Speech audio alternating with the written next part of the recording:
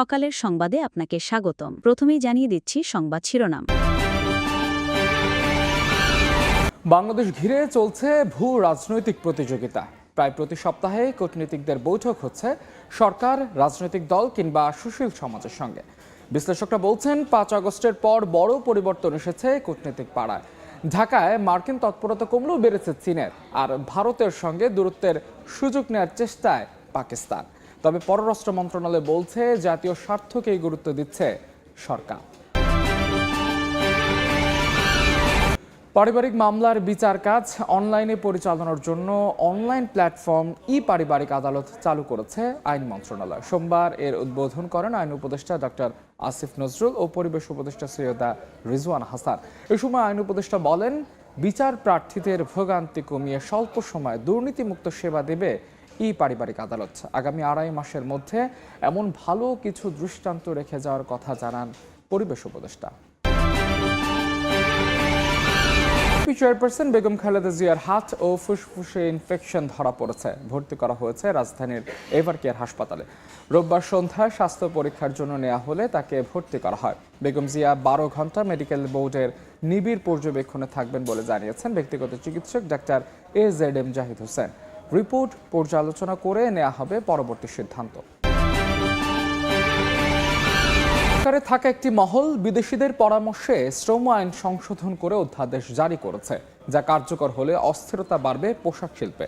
এমন অভিযোগ তুলে নতুন অধ্যাদেশ প্রত্যাখ্যান করেছে পোশাক খাতের শীর্ষ সংগঠন BGMEA, BKMEA ও BTMEA। যদিও সংশোধিত আইনে শ্রমিকের সুরক্ষা দেওয়া হয়েছে বলে দাবি শ্রমিক নেতাদের। এই অবস্থায় নতুন আইন বাস্তবায়নে শিল্পাঞ্চলে যেন অসন্তোষ তৈরি না হয় তা নিশ্চিত করার পরামর্শ অর্থনীতিবিদদের। এবার শুনবেন বিস্তারিত। বাংলাদেশে বিদেশি কূটনীতিকদের তৎপরতা যেন নির্বাচনী সংস্কৃতির অংশ, কিন্তু 5 আগস্ট পরবর্তী বাস্তবতায় বেশ কিছু গুরুত্বপূর্ণ পরিবর্তন লক্ষণীয়।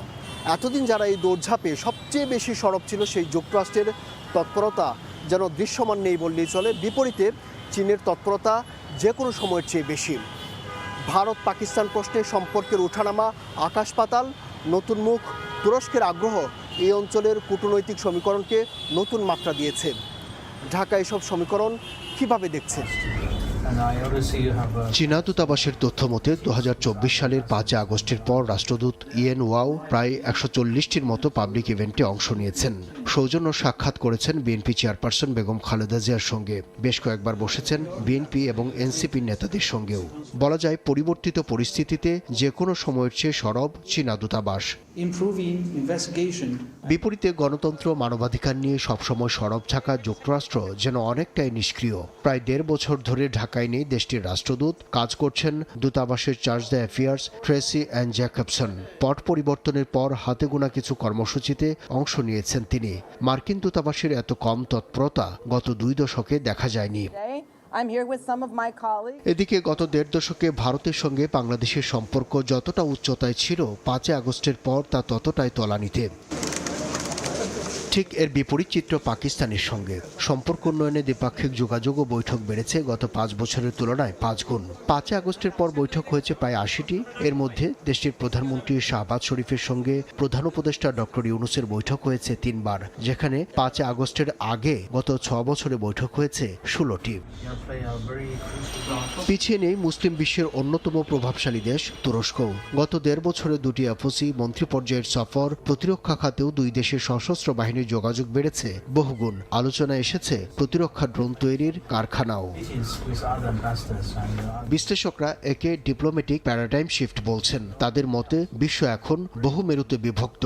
সবার চেষ্টা ঢাকায় নিজের হিস্সা নিশ্চিত করা। 5 আগস্টের পরের নতুন বাস্তবতায় চীন পিপল টু পিপল কানেক্টিভিটি বাড়ানোর চেষ্টা করছে। একই সাথে অন্যান্য রাষ্ট্রগুলো তাদের যে নতুন বাস্তবতার আলোকে তাদের যে প্রায়োরিটিগুলো সেগুলোকে তারা সেট করছে এবং সেখানে আমরা কনভার্জেন্স তৈরি করার জন্য চেষ্টা করছি।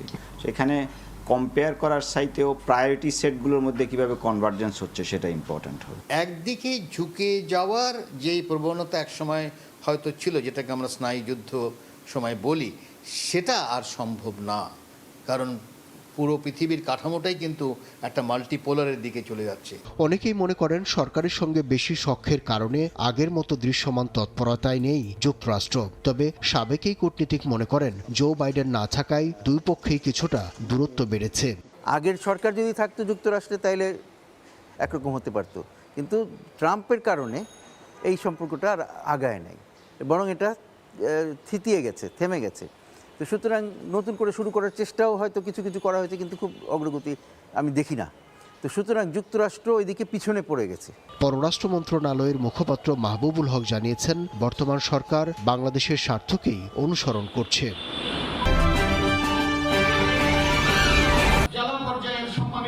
পারিবারিক মামলার বিচার কাজ অনলাইনে পরিচালনার লক্ষ্যে ঢাকা মহানগর দায়রা জজ আদালতে পারিবারিক আদালতের উদ্বোধন হলো সোমবার।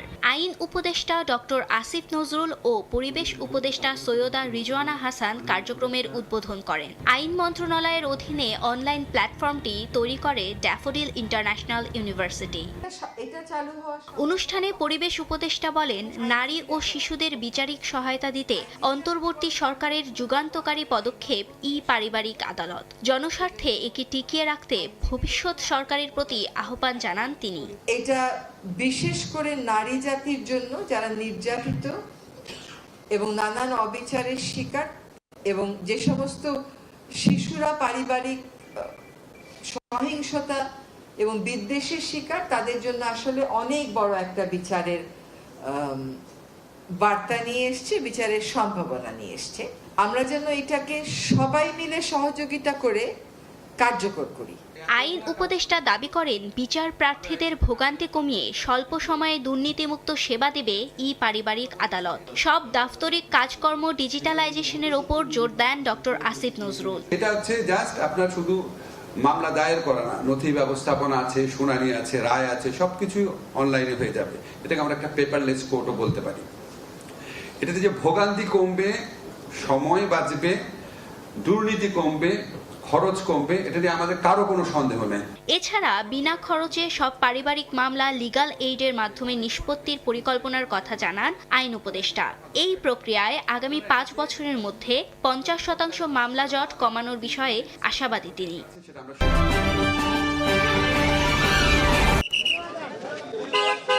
এক মাসের ব্যবধানে আবারও হাসপাতালে সাবেক প্রধানমন্ত্রী ও বিএনপি চেয়ারপারসন বেগম খালেদা জিয়া। নিয়মিত স্বাস্থ্য পরীক্ষার উদ্দেশ্যে রোববার রাত 8টার দিকে গুলশানের ফিরোজা থেকে তাকে নেওয়া হয় রাজধানীর এভার কেয়ার হাসপাতালে। প্রাথমিক পর্যবেক্ষণ শেষে চিকিৎসক বোর্ডের পরামর্শে দ্রুতই তাকে ভর্তি করা হয়। দীর্ঘদিনের নানা শারীরিক জটিলতার সঙ্গে এবার যুক্ত হয়েছে চেস্ট ইনফেকশন, নিশ্চিত করেছেন চেয়ারপারসনের ব্যক্তিগত চিকিৎসা বোর্ডের সদস্য অধ্যাপক ডাক্তার FM সিদ্দিকী। হার্ট এবং ফুসফুস দুটোই অ্যাট এ টাইম আক্রান্ত হওয়াতে ওনার খুব রেসপিরেটরি ডিস্ট্রেস হচ্ছিল, এবং এখানে আমরা খুব দ্রুত ওনাকে নিয়ে এসে আমরা খুব তাৎক্ষণিকভাবে যেই দ্রুত পরীক্ষাগুলো করা দরকার করেছি। করার পরে আমরা প্রাথমিক যে রিপোর্ট পেয়েছি সে অনুযায়ী মেডিকেল বোর্ডের সবাই বসে আমরা প্রাথমিকভাবে ওনাকে অ্যান্টিবায়োটিক দিয়েছি। অস্থির হওয়ার মতো পরিস্থিতি নয় উল্লেখ করে ব্যক্তিগত চিকিৎসক ডাক্তার AZM জাহিদ হোসেন জানান, সর্বোচ্চ চিকিৎসার পাশাপাশি আগামী 12 ঘন্টা তাকে নিবিড় পর্যবেক্ষণে রাখা হবে। সুচিকিৎসার ব্যাপারে যথাযথ ব্যবস্থা গ্রহণ করা হচ্ছে এবং সর্বোচ্চ সতর্কতা অবলম্বন করে নিবিড় চিকিৎসা দেওয়া হচ্ছে। বাট এটাতে অত্যন্ত উৎকণ্ঠিত হওয়ার কোনো বিষয় বলে আমরা মনে করছি না। আমরা মনে করছি যে ওনার চিকিৎসাটা যদি এখন যেভাবে শুরু হয়েছে আজকে আলহামদুলিল্লাহ, এটা যদি আগামী 12 ঘন্টা যেটি বললেন প্রফেসর FM সিদ্দিকী সাহেব, মেডিকেল বোর্ডের তত্ত্বাবধানে ওনারা আবার বসার পর পরবর্তীতে ওনার স্বাস্থ্যের অবস্থার উপর পর্যবেক্ষণ করে কী ধরনের চিকিৎসার পরিবর্তন আনা যায় সে অনুযায়ী ব্যবস্থা নেবেন। লিভার সিরোসিস, কিডনি জটিলতা সহ দীর্ঘদিন ধরে নানা রোগে ভুগছেন সাবেক এই প্রধানমন্ত্রী। লন্ডন থেকে উন্নত চিকিৎসা শেষে দেশে ফেরার পর এই নিয়ে দ্বিতীয়বার হাসপাতালে ভর্তি হতে হলো তাকে।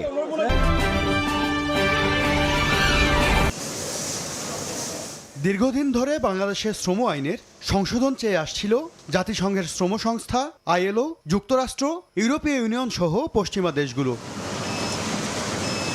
অবশেষে বাংলাদেশ শ্রম আইন সংশোধন 2025-এর খসড়া গেল মাসে অনুমোদন করে উপদেষ্টা পরিষদ, যেখানে দেখা যায় আগে শ্রম আইনে ভবিষ্যৎ তহবিল গঠনের কথা থাকলেও তা বাধ্যতামূলক ছিল না। তবে নতুন আইনে 100 জন স্থায়ী শ্রমিক থাকলেই স্থায়ী তহবিলের বাধ্যবাধকতা রাখা হয়েছে। কারখানায় কর্মরত 20 জন শ্রমিক কর্মচারী সম্মত থাকলেই করা যাবে ট্রেড ইউনিয়ন, অথচ আগে দরকার হতো মোট শ্রমিকের 20% সম্মতি। একটি প্রতিষ্ঠানে করা যাবে সর্বোচ্চ 5টি ট্রেড ইউনিয়ন, এতদিন যা ছিল 3টি। এসব সংশোধন নিয়ে পোশাক শিল্পের উদ্যোক্তাদের আপত্তির মধ্যেই গেল সোমবার খসড়াটি অধ্যাদেশ আকারে জারি করে সরকার। এবার তা প্রত্যাখ্যান করেছে বিজিএমইএ, বিকেএমইএ ও বিটিএমএ। শ্রমিক গণবসতি এলাকা যেগুলি, সেখানে কিন্তু এক একটা বাড়িতে 40 জন 50 জন শ্রমিক কিন্তু থাকে। ওই বাড়িগুলো যদি ইচ্ছা করে সে তার বাড়িতে 20 জনকে নিয়ে একটা ট্রেড ইউনিয়ন করে ফেলতে পারে। এই যে শ্রম আইন যেটা হয়েছে, এটা কোনোভাবেই বাংলাদেশের প্রেক্ষাপটে, আমাদের ইন্ডাস্ট্রির প্রেক্ষাপটে, আমাদের দেশের অর্থনীতির প্রেক্ষাপটে এই শ্রম আইনটা দেশের জন্য যোগ্য উপযোগী হয় নাই। নতুন আইন শিল্পে অস্থিরতা বাড়াবে বলে দাবি উদ্যোক্তাদের। আগামী দিনগুলিতে এই সেক্টরটাকে কন্টিনিউয়াসলি সাফার করতে হবে, অর্থাৎ যারা এটা করিয়েছে তারা পরিকল্পিতভাবেই করিয়েছে, কারণ এতবার এত কঠিনভাবে আমরা এটা নিয়ে কথা বলার পরেও এইটা সরকার ফাইনালি এটা পরিবর্তন করে নাই। মজুরি বৃদ্ধি সহ নানা দাবিতে শ্রমিকরা মাঠে নামলে কালো তালিকাভুক্ত করা যাবে না এমন বিধানও রাখা হয়েছে নতুন অধ্যাদেশে। সংজ্ঞা পরিবর্তন করে কর্মকর্তা কর্মচারীদের অন্তর্ভুক্ত করা হয়েছে শ্রমিকদের। সংশোধিত শ্রম আইন কর্মী বান্ধব বলে দাবি শ্রমিক নেতাদের। যা কিছু চেয়েছি সব পেয়ে গেছে এটা বলা যাবে না, কারণ আসলে রাতারাতি সবকিছু সম্ভব নয়। যতটুকুই শ্রম অধ্যাদেশে হয়েছে সেটা আমি মনে করি যে গণঅভ্যুত্থানের একটা আকাঙ্ক্ষারই ফলাফল। শ্রমিকদের যে সংজ্ঞা সেই শ্রমিকের মধ্যে চলে আসবে এবং তারা সেই ধরনের সুযোগ সুবিধা এখান থেকে নিতে পারবে। প্রভিডেন্ট ফান্ডের ইস্যুটা এবার ম্যান্ডেটরি করা হয়েছে। আমরা চাই যে সেটা ম্যান্ডেটরি মানি যাতে মানা হয়, না মানলে সেখানে পানিশমেন্টের ব্যবস্থা করা। এদিকে নতুন আইন বাস্তবায়ন করতে গিয়ে শিল্পাঞ্চলগুলোতে যেন ঝুঁকি তৈরি না হয় সেদিকে নজর রাখার পরামর্শ অর্থনীতিবিদদের। এটাকে যাতে পুঁজি করে কেউ দেশের ক্ষতি করতে না পারে, দেশের যে শিল্প কারখানায় বা যে কোনো ধরনের ইকোনমিক অ্যাক্টিভিটিস, সেখানে যাতে করে কোনো ধরনের কোনো অসুবিধা তৈরি না হয়, তো সেটা দেখতে হবে।